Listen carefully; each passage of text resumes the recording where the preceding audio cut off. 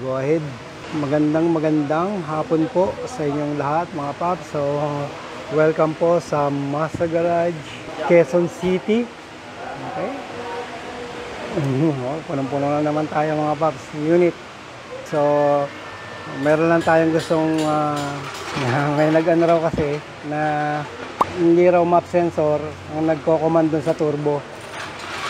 Ganun ba? O sige, mas maganda kasi, tingnan nyo mga paps. Kapag hindi yan actual, ang hirap magpaliwanag, di ba? So, gawin natin, i-actual natin. Okay lang naman yun eh, i-actual natin. Copy.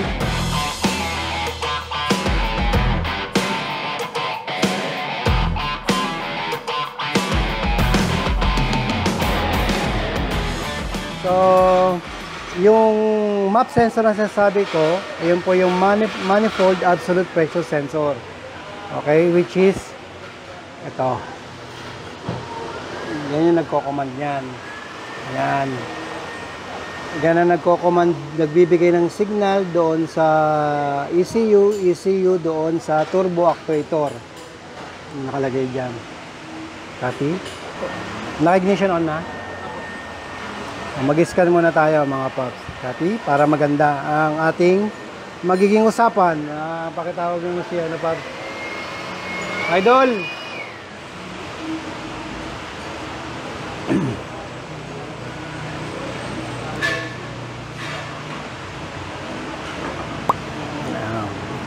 Ang dami yung nagawa niyan, lalo na CRDI accent turbo pinalitan pero fade pala yung map sensor. Yes, totoo yan mga paps.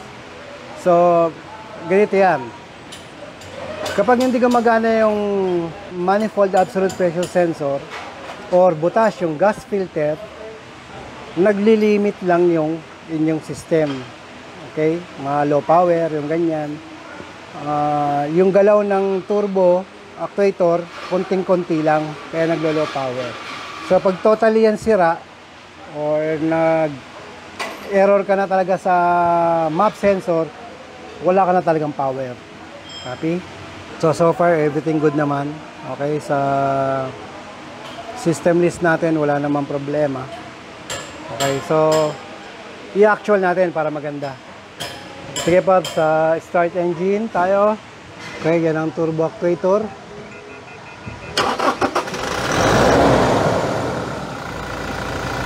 Yan ang turbo actuator. Sige Babs, paki-rev ng mga 1.5 lang.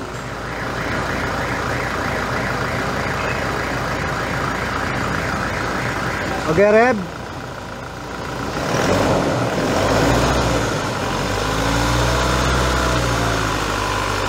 Bitaw. Bitaw.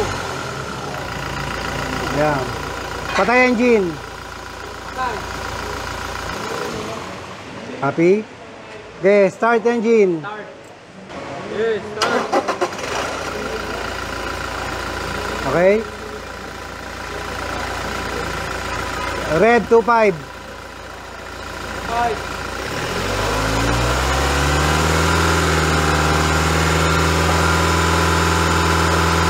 Bitaw. So gumagalaw siya mga paps, diba? Ngayon, so alisin natin yung socket ng map sensor. Okay. Doon tayo ulit sa turbo actuator. Yan.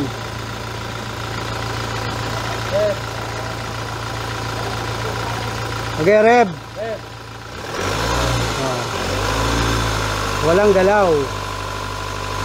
Copy? Bitaw. Hindi siya nag-up and down. Walang command. Kasi wala yung sakit.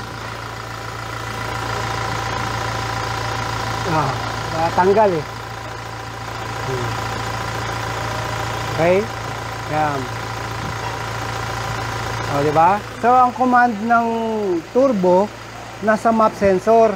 Kaya tandaan nyo mga paps, kaya kayo naglo-low power, yung mga naka-GD engine, mga KD engine, kapag butas yung inyong gas filter. Okay? Yan. So, okay, balik mo paps. Sigurado yan, check engine yan. O, diba dito, normal ka na.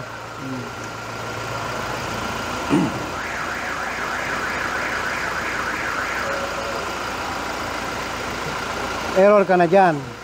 Bakit? Kasi concerning yan ng emission.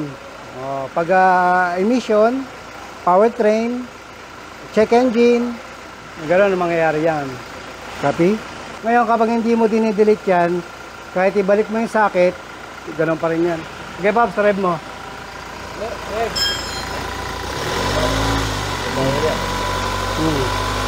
Yan, o. Di ba? Hindi gumaga. Okay, bitaw. Ganito lang, bubunutin mo to. Oo, yan nga. Patay muna. On. Di ba yung Starex? Yun o. Putol to. Oo, Starex. Kaya hindi gumagana yung Gen 2, Gen 3, pare-parehas lang naman yan. Copy? Hindi gumana vacuum. Yes, hindi gagana vacuum. Kaya napakahalaga itong gas filter na to at saka itong map sensor. Yan, mukha lang siyang tanganan dyan, pero mahalagang mahalaga yan. Okay, start! Mabunot nga lang ito mo, siya alam mo, walang kwenta eh. Oo, walang power. Copy?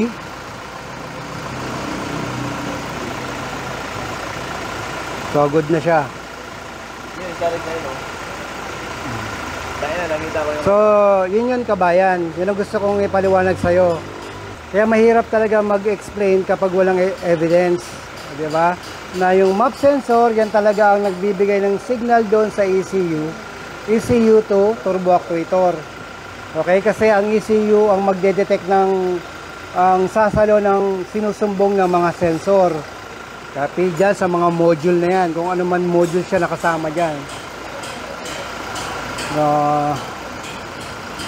System list.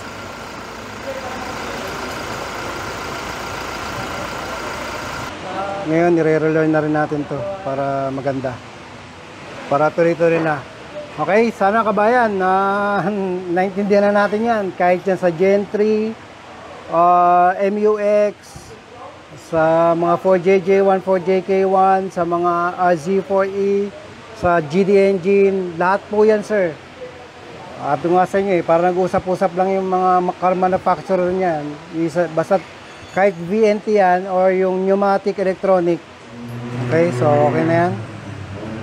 Okay, start.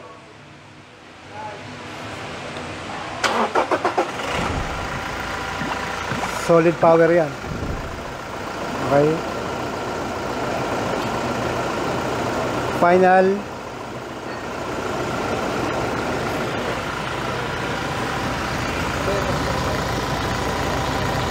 Okay, Babs, rev.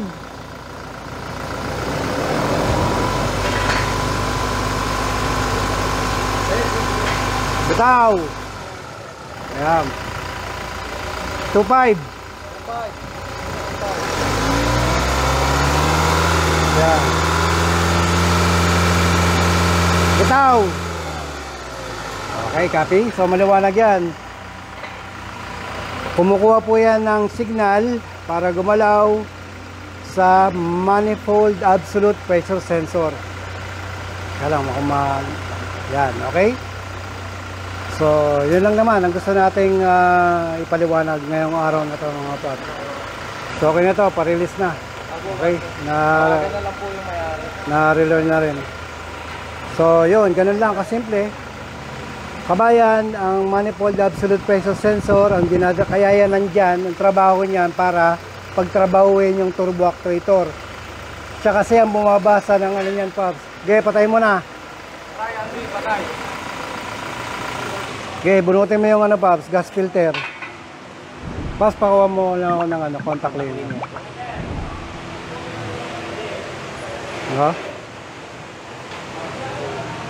Mukhang meron na. Ayun, gusto mo may butas pa, Dad? Ito, ginawa na ng paraan. So, pag ito nabutas, mga Pops, epoxy muna. Pero dapat buo na para maganda. Mga Pops. Yan. Dapat buo na para wala nang puputokin. Kasi dito naman yan napuputok sa gilid. Kaya importante yung gas filter.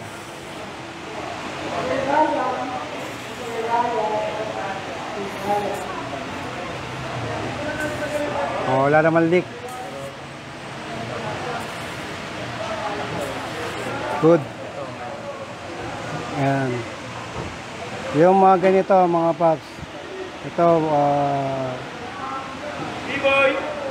Malik.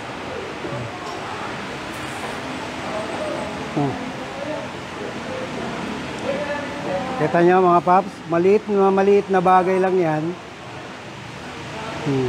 Pero, malaki epekto niyan sa performance ng sasakyan. Diba? Kasi tumatawid yung hangin galing sa intake manifold, dadaan ng gas filter para basahin ng manifold absolute pressure sensor. So pag butas yun, mahina. Ina-assume niya na mahina. So nalilimit. Yung control niya sa turbo, limit lang din pagbigay ng power. Kaya naman nagba-black smoke kasi nga piga ka ng diesel, supply ka ng supply, wala naman, nakalimit naman ang power mo. Hindi, na, ligpit mo na. I-final mo na. Na-cross check na ba? Na-cross check naman. O, sige. Ano lang, roller test na lang po master kasi nagpalit na ang rocket tire at titignan na po mahilapin. O, sige. Gano'n dito na. O, yung road test na andyan na ba yung road test? Okay, kuha ka muna. Sa mga gustong mag-aaral ng automotive, ayan. Ang pinaka-the best advice ko sa inyo, pumunta po kayo sa school at tignan nyo yung kanilang facilities. Kapag nakita nyo ang mga facilities doon, mga old school, lipat kayo iba. Kasi yun ang ituturo sa inyo. Yung kanilang mga laboratory, kung anong mga working area, training area, tignan nyo po muna. Kasi sayang pera, sayang panahon. Kapag nagbila ka nag-aral, tapos hindi naman advance, sayang. Okay mga Babs, maraming salamat po sa pag-tune in nyo sa Masa Garage. Finishing na kami at marami na po kami tatapusin. Okay mga Babs, maraming salamat and ciao! Mga Babs, bago lang kayo sa channel namin, mag-subscribe lang kayo sa Master Garage.